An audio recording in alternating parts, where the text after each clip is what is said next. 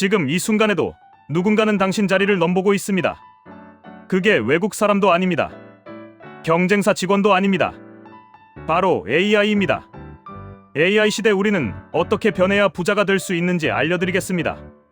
특히 은퇴하신 분 및 시니어분들 노후를 위해 이 영상은 꼭 봐야 합니다. 2024년에 세계 유명 경제 연구소들이 발표한 내용이 있습니다. 앞으로 5년 안에 전 세계 일자리 3개 중 1개가 바뀐다. 여기서 바뀐다는 말은 두 가지 뜻입니다.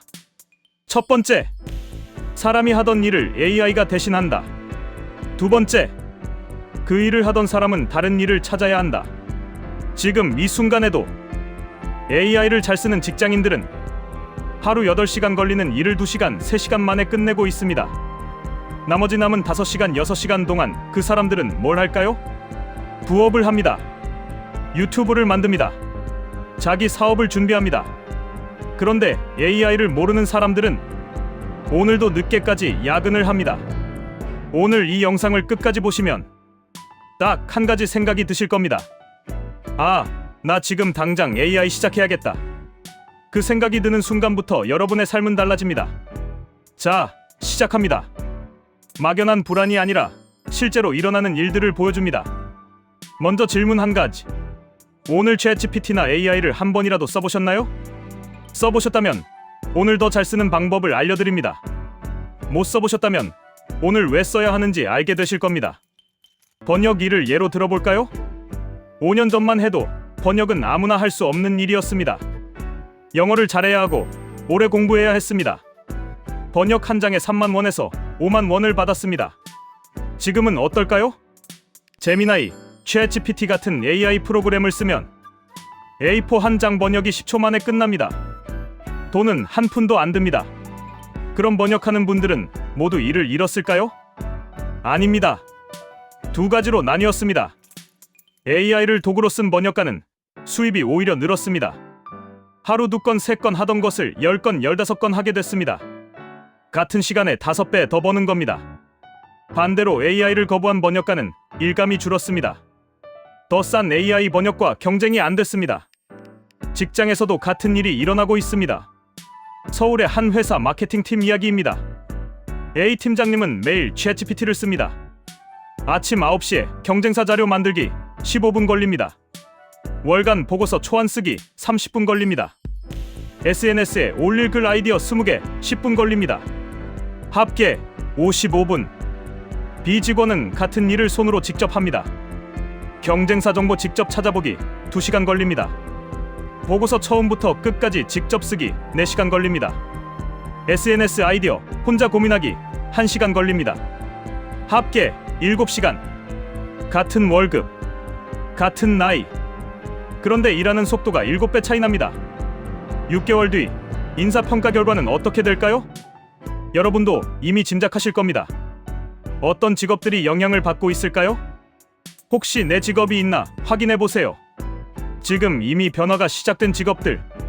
글 쓰는 일, 광고 문구, 기사, 보고서 등. 디자인하는 일, 포스터, 로고, 광고 이미지 등. 컴퓨터 프로그램 만드는 일, 숫자 정리하고 분석하는 일, 고객 전화 상담하는 일, 계약서 검토하는 법률 보조 일. 이 직업들이 사라진다는 말이 아닙니다. AI를 쓰는 사람이 AI를 안 쓰는 사람의 일까지 가져간다는 뜻입니다. 나는 괜찮겠지 라는 생각을 다시 한번 돌아보게 합니다. 여기서 많은 분들이 이런 생각을 하실 겁니다. 나는 AI가 못하는 일을 하면 되잖아. 맞습니다. 그 생각은 옳습니다. 그런데 문제가 하나 있습니다. 지금 내가 하는 일 중에 AI가 진짜 못하는 일이 얼마나 될까요? 솔직하게 한번 생각해 봅시다.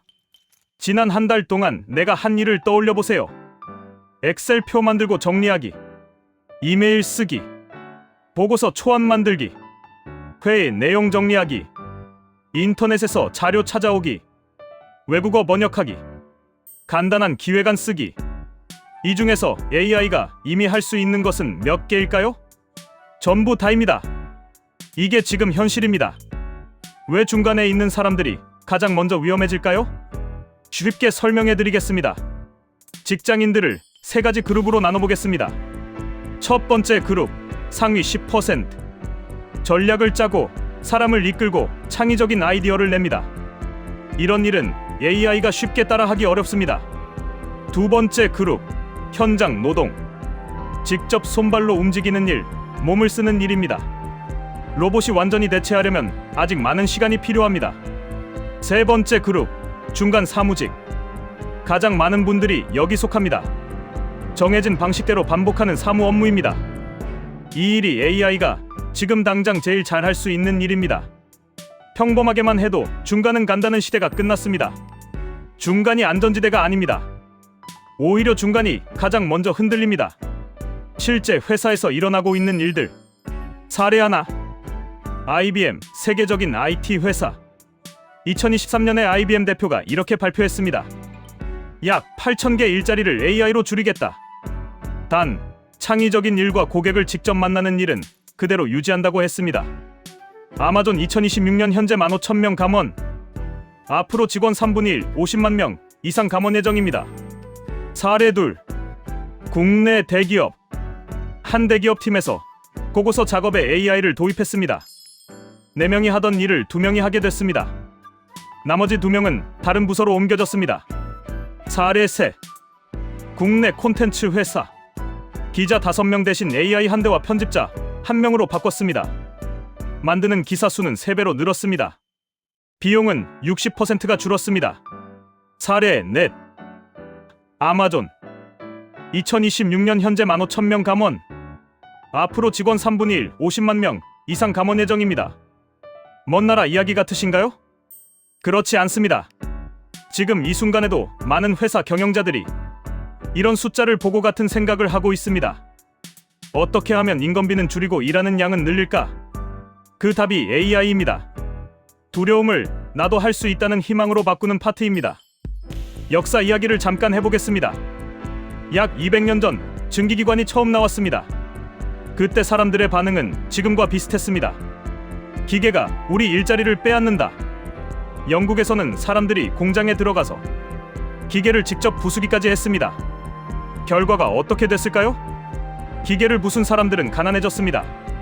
기계 공장을 세운 사람들은 부자가 됐습니다. 기계 다루는 법을 배운 사람들은 안정된 삶을 살았습니다.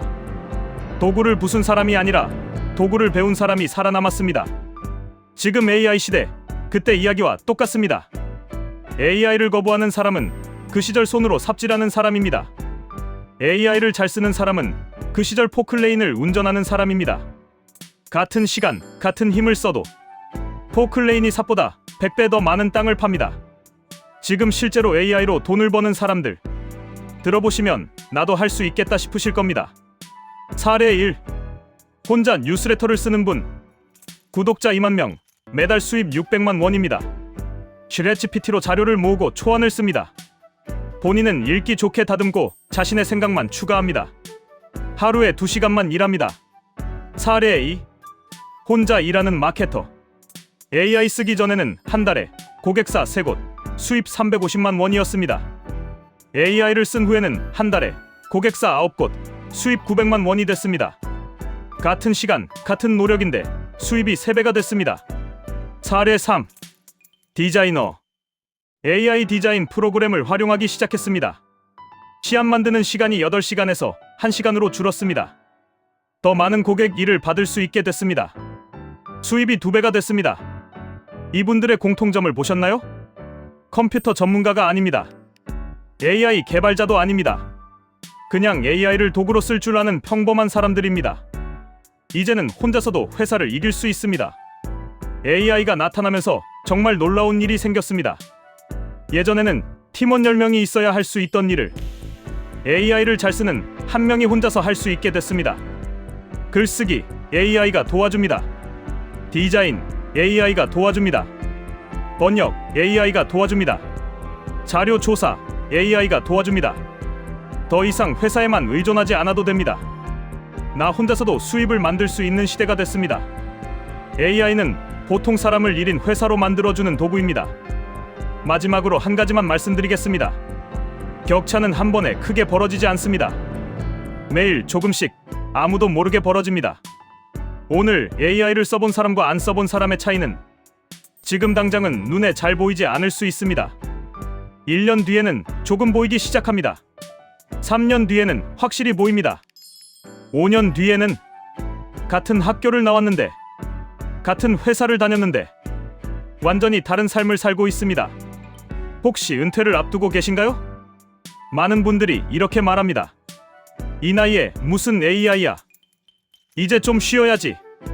그런데요, 지금부터 20년, 30년을 더 살아가야 한다면 정말 아무 준비 없이 괜찮을까요? 오늘은 왜 은퇴자일수록 AI를 반드시 배워야 하는지 쉽고 현실적으로 말씀드리겠습니다. 첫 번째, 연금만으로는 부족한 시대. 물가는 계속 오릅니다. 병원비, 생활비, 자녀 지원까지. 연금만으로 안정적인 노후를 보내기에는 현실이 만만치 않습니다. 그렇다면 선택지는 두 가지입니다. 돈을 줄이거나 수입을 늘리거나. AI는 바로 이 수입을 늘릴 수 있는 도구입니다. 두 번째, AI는 새로운 소득 기회를 열어준다. 예전에는 글을 쓰려면 작가여야 했고 영상을 만들려면 전문가여야 했습니다. 지금은 다릅니다. AI를 활용하면 블로그 글 작성, 전자책 제작, 유튜브 스크립트 작성, 온라인 상품 소개 글 작성, 이 모든 것을 훨씬 쉽게 시작할 수 있습니다. 전문 기술이 아니라 질문하는 법만 배우면 됩니다. 세 번째, 돈뿐 아니라 삶의 질이 달라진다. AI는 수익 도구이기도 하지만 생활 비서이기도 합니다.